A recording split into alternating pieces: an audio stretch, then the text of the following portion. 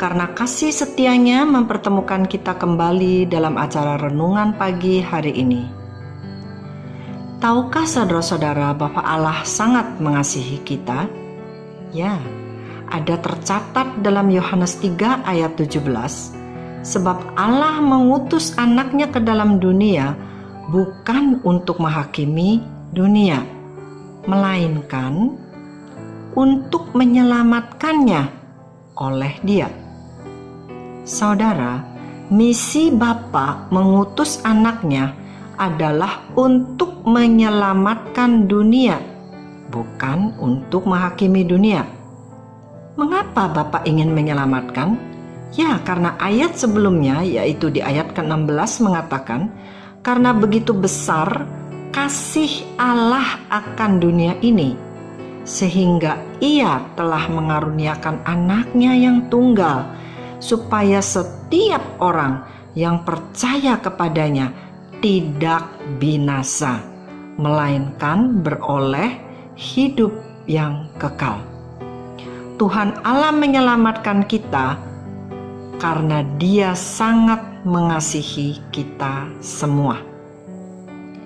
Kasih sayang Tuhan kepada kita, khususnya orang percaya yaitu gerejanya, yang juga adalah kekasih-kekasih Kristus yang dikasihinya, digambarkan oleh Salomo dalam Kidung Agung.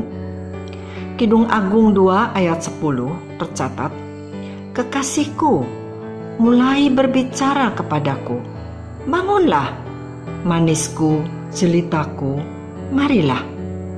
Ayat 14, "Merpatiku di celah-celah batu, di persembunyian lereng-lereng gunung, perlihatkanlah wajahmu, perdengarkanlah suaramu, sebab merdu suaramu dan elok wajahmu."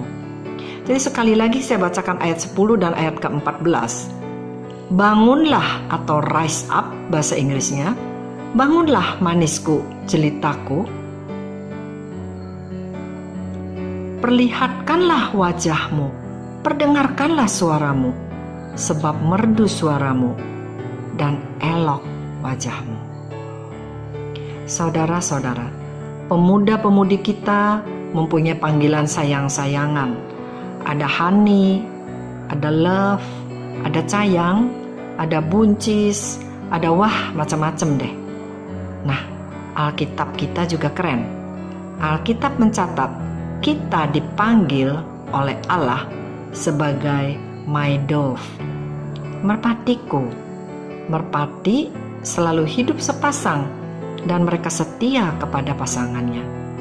Jadi saudara-saudara, panggilan pertamanya adalah merpatiku. Bukankah itu manis? Kedua, kita dipanggil manisku, jelitaku. Dan juga ada kata bangunlah. Kalau kita disuruh bangun, berarti bisa-bisa Tuhan melihat posisi atau keadaan kita belum bangun, betul? Bayangkan Tuhan sedang chasing, sedang mengajar kita, tapi kitanya masih tertidur. Atau kitanya tidak sadar bahwa kita sedang dicintai, bahwa kita sedang dibidik, atau bahasa gaulnya sedang didekati, PDKT. Maka sia-sialah kasih Tuhan yang sudah mengorbankan nyawanya bagi kita di kayu salib. Sadarlah saudara-saudara, bangunlah. Dia mengajak saudara untuk bangun, yang dalam bahasa Inggrisnya dikatakan rise up. Kata rise up menunjukkan kepada kita bahwa Tuhan mengajak kita ke suatu tempat yang lebih tinggi, tempat yang secara rohani digambarkan sebagai secret place of the Most High. Saudara di dalam Yesus tersembunyi dari pekerjaan dan kuasa si jahat. Saudara tidak usah panik atau bingung harus ngapain. Tapi satu respons atau tanggapan atas ayat ini adalah kesadaran bahwa Tuhan yang sudah menyerahkan nyawanya bagi saudara dan saya. Kesadaran bahwa Dia sangat mengasihi kita. Sadarilah hal itu. Katakanlah kepada diri sendiri sesering mungkin setiap hari, I am beloved of God. Saya dikasihi Tuhan. Hal ketiga, di ayat ke-14 tercatat seperti begini, perlihatkanlah wajahmu, perdengarkanlah suaramu, sebab merdu suaramu dan elok wajahmu. Tuhan ingin kita muncul. Tuhan ingin perlihatkanlah wajahmu. Tuhan mau kita menyapa Dia, mengenali keberadaannya, bahwa Dia eksis dalam hidup kita. Dia adalah Allah yang hidup.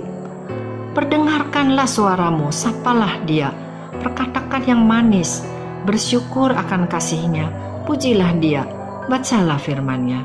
Sebab tahukah saudara, bahwa suara saudara yang berdoa, yang menyapa Dia, bagi Dia adalah merdu, dan Dia memuji kita elok rupanya.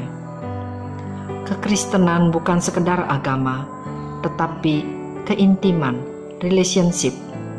Sebab hubungan saudara dengan teman-teman atau dengan suami atau istri juga bukankah harus dibina, disapa. Demikian juga hubungan intim kita dengan Tuhan. Terpujilah nama Yesus selama-lamanya.